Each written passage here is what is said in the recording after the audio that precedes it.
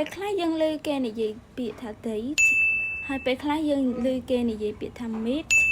ហើយពេលខ្លះយើងលើគេនិយាយពាក្យថា appointment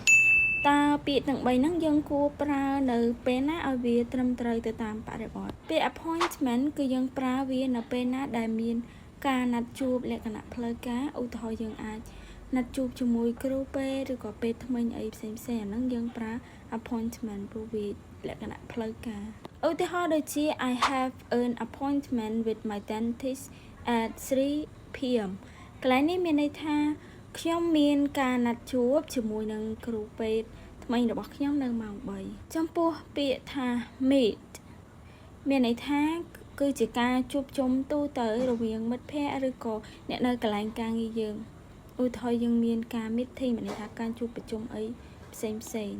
ឧទាហរណ៍ I will meet my friend at the garden កន្លែងនេះមានន័យថាខ្ញុំនឹងជួបមិត្តភ័ក្តិរបស់ខ្ញុំនៅឯសួនច្បារ